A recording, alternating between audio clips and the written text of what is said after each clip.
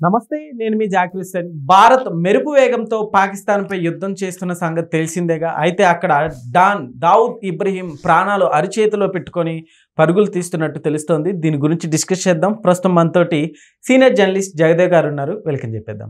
Hi sir. Hello అండి. అంటే ప్రపంచవ్యాప్తంగా ఈయన్ని డాన్గా చూస్తూ ఉంటారు కదా. సో ఈయన కూడా ప్రాణాలు అరిచేతిలో పెట్టుకొని పారిపోతున్నట్టు తెలుస్తుంది. ఏంటి అసలుకి?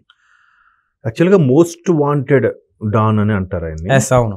దావూద్ ఇబ్రహీం అనే పేరు బాగా సుపరిచితం అందరికీ. మనిషిని ఎవరు చూసుండరు, బట్ ఎప్పుడో ఫైల్ ఫోటో న్యూస్లో కూడా చూపించిన ఒక కూలింగ్ గ్లాస్తో ఫోటో ఉంటుంది. నెక్స్ట్ బ్లేజర్ వేసుకొని సూట్ వేసుకుని ఉంటారు ఫోటో. అది ఎప్పుడు ఫైల్ ఫోటోలే. అతను రియల్గా ఒక ప్రెస్ మీట్ పెట్టినట్టు కానీ లేదంటే ఎక్కడ దొరికినట్టు ఎక్కడ ఉండదు. ఆ పేరు మాత్రం ప్రపంచంలో వినిపిస్తూనే ఉండేది. అంటే ఎందుకంటే ముంబై బాలీవుడ్ కూడా ఈ మాఫియా ధాటికి కొంత కుదేలైంది అన్నది వాస్తవం. అంటే అప్పట్లో కారణం ఎవరని తెలియదు కానీ ఒక ప్రొడ్యూసరు గుల్షన్ కుమార్ అని ఒక ఆయన ఉండేవాడు, టీ సిరీస్ అధినేత. ఇప్పుడు మనకి ఆడియో టీ సిరీస్, అతను కూడా చంపబడ్డాడు, హత్య గావించబడ్డాడు. తర్వాత చాలా కారణాలు. దివ్య భారతి అనే ఒక సూపర్ స్టార్ హీరోయిన్, అంటే మన తెలుగులో బొబ్బిల్ రాజాతో సినిమాతో ఫస్ట్ డీబట్ మూవీ, తర్వాత బాలీవుడ్ లో దీవానా లాంటి సినిమాలతో సూపర్ హిట్ స్టార్ హీరోయిన్ అయిపోయింది ఆవిడ నైట్. సో అటువంటి ఆవిడ కూడా ఎన్నో ఫ్లోర్ నుంచి పడిపోయి చనిపోయింది. బట్ పైనుంచి తోసేసారా, డ్రగ్స్ తీసుకుని ఆమె పడిపోయిందా, కారణాలు అయితే తెలియదు. ఇట్లా చాలా మిస్టీరియస్ మర్డర్స్ ఉన్నాయి. రీసెంట్ గా కూడా ఇంకో ఆయన చనిపోయాడు కదా, ఆయన కౌశిక్ ఏదో సంథింగ్, ఒక యంగ్ హీరో, బాలీవుడ్ హీరో, ఒక 1 year బ్యాక్. సో అట్లాగా ఎప్పటికప్పుడు బాలీవుడ్లో మిస్టరీలు అవి చాలా ఉంటాయి. మీరు సత్య సినిమా చూస్తే రామ్ గోపాల్ వర్మ గారి చాలా డాన్స్ ఇలా ఉంటారని, అంటే ఇట్లాంటి డాన్లందరికీ ఆదర్శం నిజంగా చెప్పాలంటే. ఒక సినిమాలో కూడా ఇబ్రహీం అనే పేరుని సినిమాల్లో కూడా ఎక్కువ చాలా సార్లు చూసాం మనం. దావూద్ ఇబ్రహీం అని టైటిల్ పేర్లు పెట్టుకోవడము చాలాగా చూపిస్తూ ఉంటారు.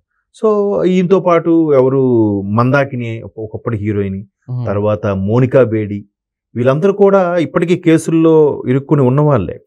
అయితే ఆయనకి మళ్ళీ ఇద్దరు అనుచరులు, ఆయన పేరు చోటా షకీలు, మున్నా జంగడ సంథింగ్.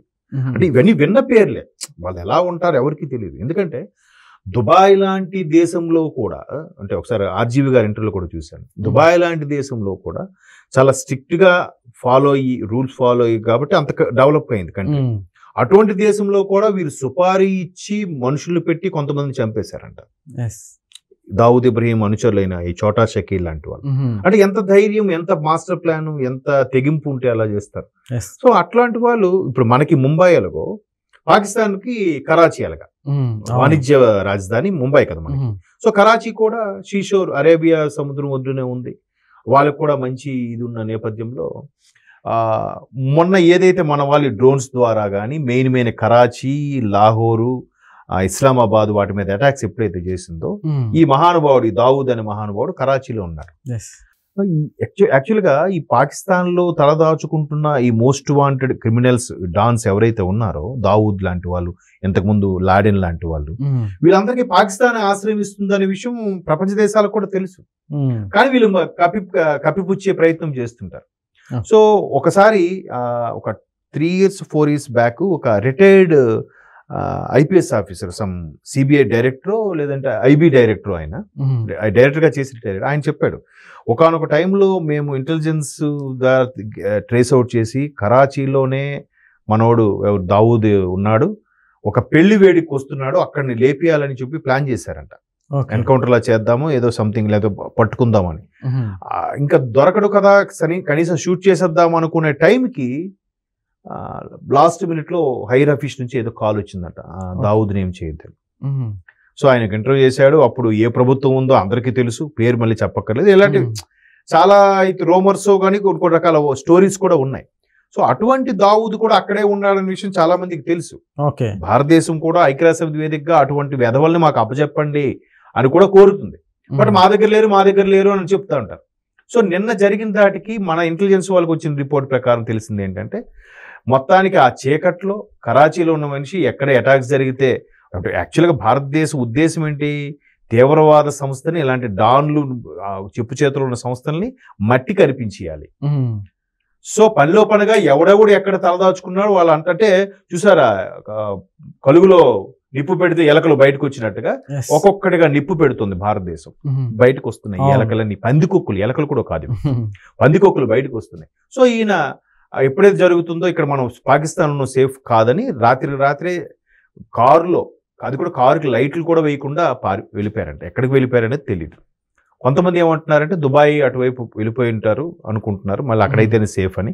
బట్ ఇంకొంతమంది దుబాయ్ అంటే ఖచ్చితంగా ఇలా పాకిస్తాన్ నుంచి అంటే ఇన్నాళ్ళలాగా దుబాయ్ కాదు, ఇప్పుడు దుబాయ్ కూడా భారతదేశంతో మంచి సత్సంబంధాలు ఉన్నాయి. ఎందుకంటే దుబాయ్ సేటు, దుబాయ్ రాజు కూడా నరేంద్ర మోదీ గారిని వచ్చి కలవడం, ఆయన అక్కడికి వెళ్ళి కలవడం, అక్కడ వాళ్ళ హిందూ దేవాలయాలకి ఓపెన్ చేయడం, ఇవన్నీ చూస్తుంటే దుబాయ్ కూడా సేఫ్ కాదు అనే ఉద్దేశంలో మలేషియా కానీ సింగపూర్ కానీ పారిపోయే ప్లాన్లు అయితే ఉన్నారంట. మలేషియా అది కూడా అడవుల్లో, అలాంటి దొంగ బతుకు ఉన్న వాళ్ళు ధైర్యంగా బతకలేరు కదా అడవుల్లో.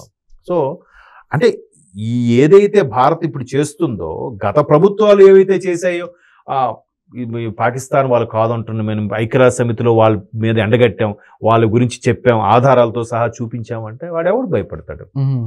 ఎవడికి ఆడే పోటుగాడు, ఎవడికి ఆడే తోపు.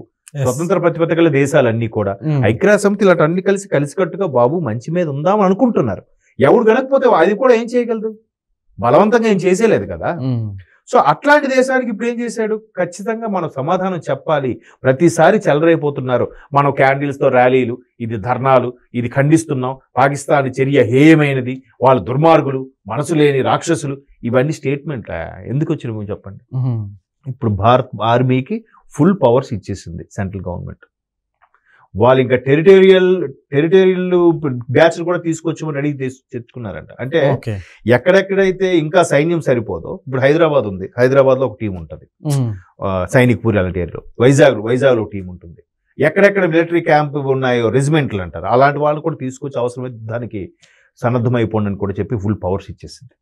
సో ఇట్లాంటి పవర్స్ ఇచ్చినప్పుడు ఏదైతే ఆల్రెడీ నిన్న లాహోర్ వాటి మీద అటాక్స్ చేశారో, ఆల్రెడీ 9 స్థావరాల మీద మట్టి కరిపించేశారు, 100 మంది తీవ్రవాదులను హతమార్చేశారు, ఒక్కొక్కడికి ఇది పడుతుంది. ఎవడెవడైతే పాకిస్తాన్ నుంచి తలదాచుకుంటున్నాడో వాళ్ళందరూ కూడా పొట్ట చేతి పట్టుకొని ఇంక బతికితే చాలురా బాబు అని చెప్పి పారిపోతున్నారు. ఆల్రెడీ దేశ ప్రధాని బంకర్లో దాక్కుండగా ఈ డాన్లకి ఎవడు రక్షణ ఇస్తాడు? పైగా జవాన్లకే రక్షణ లేదు. అక్కడ బలూచిస్తాన్ ఒకవైపు చెలరైపోతుంది. బలూచిస్తాన్ లిబరేషన్ ఆర్మీ అనేది అది చెలరైపోయి వాళ్ళు తిరిగి ట్విట్టర్లో ఏం పెట్టారంట, బాబు మోదీ గారు ఒక్కొక్క మిసైల్ ఇప్పించండి, వీళ్ళు లేపేస్తాము, మాది ఒక స్వతంత్ర దేశంగా ప్రకటించండి చాలు, మాకు ఈ మాత్రం హెల్ప్ చేయండి అని చెప్పి ఆల్రెడీ బలూచిస్తాన్ పౌరులు ట్వీట్ చేస్తున్నారంట. సో ఇప్పుడు పరిస్థితి ఏంటి? ఇంకా పాకిస్తాన్ లో ఆర్మీలకే దిక్కులేదని అంటే ఇలాంటి ఎదవలు ఎవడు కాపలా కాస్తాడు? సో ఎవడు ప్రాణాలు వాడు అరచేతులు పట్టుకొని పారిపోతున్నారు. ఆర్థిక పరిస్థితి కుదేలైపోయింది. ఇంకా మరి పాకిస్తాన్ని ఎవడు కాపాడలేడని నాకు అనిపిస్తుంది. Okay sir, thank you.